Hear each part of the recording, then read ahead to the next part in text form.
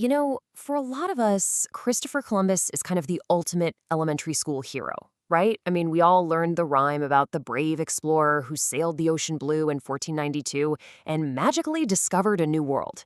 But when you actually dig into the raw data and the historical sources from that exact era, well, a much darker, far more complex reality starts to emerge. So welcome to this explainer. Today, we're going to rely strictly on the historical record to uncover what really happened between Columbus and the Arawak people. So the big question we have to ask right up front is this.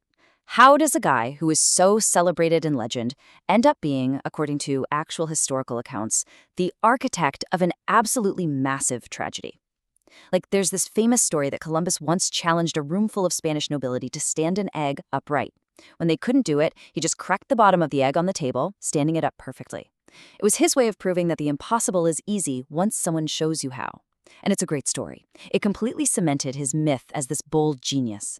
But when we shift our focus from those fancy feast tables in Spain to the incredibly grim reality on the ground in the New World, that hero myth just completely shatters. 8 million. I really want you to let that number sink in for a second.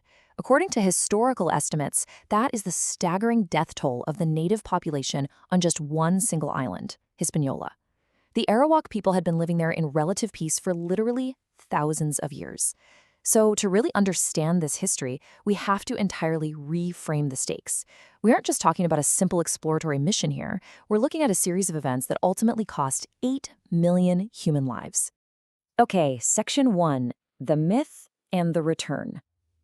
After that first voyage, Columbus desperately needed more funding, and he got it by promising the Spanish crown two things: limitless gold and a massive new supply of slaves. Just look at the wild contrast between his first and second trips. On his first voyage, Columbus took a pretty modest crew, just about 90 men. But for his second voyage, riding high on those promises of unimaginable wealth, he returns with a fleet of 17 ships and a heavily armed military force of about 2,000 men. This was not a peaceful follow-up. They brought swords, guns, and even trained bloodthirsty dogs. The historical record is super clear on this. It was a full-blown military invasion force equipped to crush the local population. But get this, when Columbus actually landed back on the shores of Hispaniola, he was in for a massive shock. The settlement he had left behind, Fort Navidad, was burned to ashes. The 49 men he had stationed there were all dead. Contemporary accounts reveal that the second Columbus left, these men started roaming the island, abducting women and children, committing horrific rapes, and forcing the locals into brutal, grueling labor. And ultimately, the Arawak people just couldn't take it anymore. They retaliated against the abuse and wiped out the fort. Moving on to part 2, the deadly hunt for gold. After nearly 3 years of failing to find the gold he promised, Columbus started panicking and turned to mass enslavement, capturing 1,500 locals in a single raid and shipping 500 back to Spain. Most of them quickly died from disease and climate shock. Realizing pretty quickly that exporting slaves all the way to Europe just wasn't going to work out, Columbus set up a horrific, deeply systematic forced labor camp right there in Haiti. The system went like this. Every single man age 14 and older was given a specific quota of gold they had to find every 3 months. If they met the quota, they got a little copper token to wear around their neck. But if a Spanish soldier caught a native without that token, the punishment was absolutely medieval. Their hands were chopped off, and they were quite literally left to bleed to death. Which brings us to Section 3, cruelty and mass suicide. This relentless, violent pursuit of gold created a catastrophic human toll, causing massive starvation where an entire generation was rendered barren from overwork, plunging the whole population into total despair. And we aren't just guessing about how horrific this was from a modern perspective.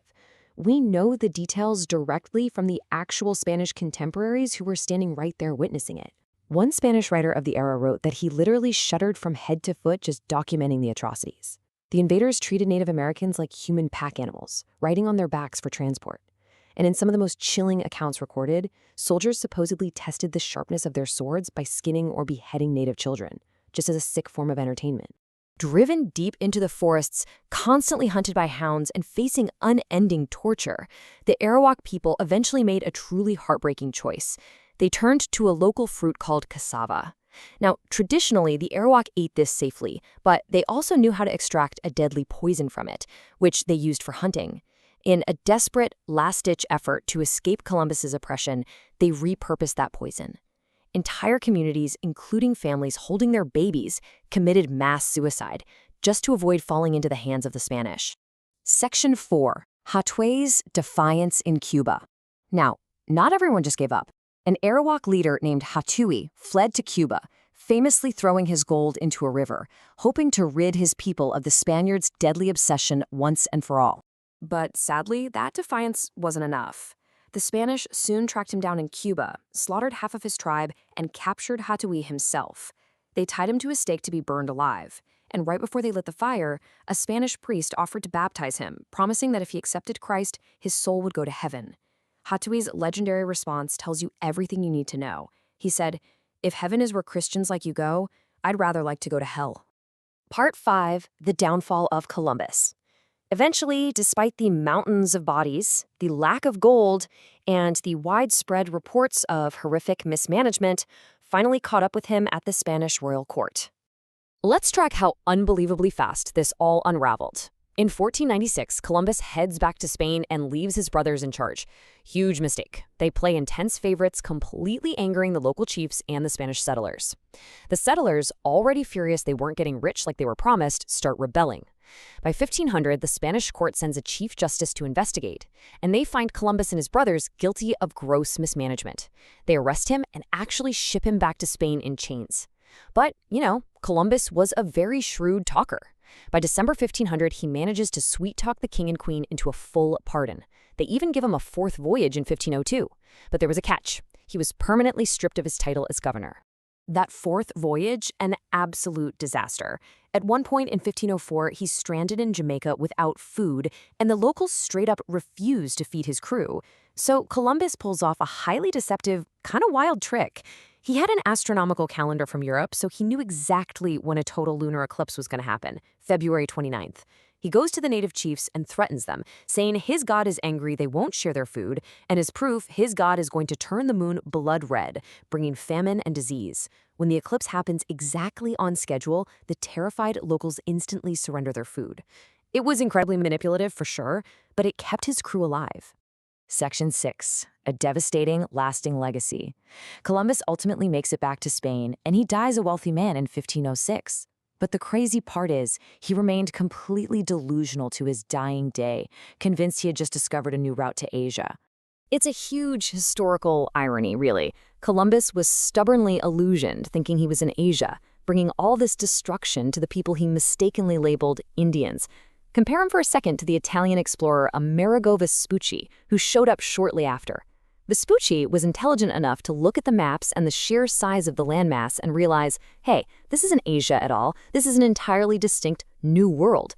Because Vespucci was the one who actually recognized reality, it was his name, Amerigo, that eventually became America. But when we zoom out and look at Columbus's true, measurable legacy, the data is just shocking. Author David Steiner outlines this in his book American Holocaust. He shows that within a mere 21 years of Columbus arriving, the entire island of Hispaniola was completely emptied of its 8 million native inhabitants. Steiner even calculates that the scale of human destruction on this one single island was 50 times greater than the devastation caused by the atomic bomb dropped on Hiroshima. The sheer speed and scale of that destruction, it is almost impossible to wrap your head around. And the aftermath literally changed the course of global history. Because Hispaniola was emptied of the Arawak workforce, the European colonizers suddenly needed a new source of labor, specifically one that wouldn't immediately die off from European diseases. The historical record points out that this directly catalyzed the importation of enslaved Black Africans into the Americas, kickstarting a brutal new era of transatlantic slavery. As for the Arawak people, the tiny fraction who managed to survive the horrors in the West Indies fled south. Today, their descendants live in parts of modern-day Venezuela and Guyana. Which brings us to a final, pretty heavy thought. We started all this by looking at that classic hero myth we're taught in schools. But as we've seen today, the historical record tells a radically different story.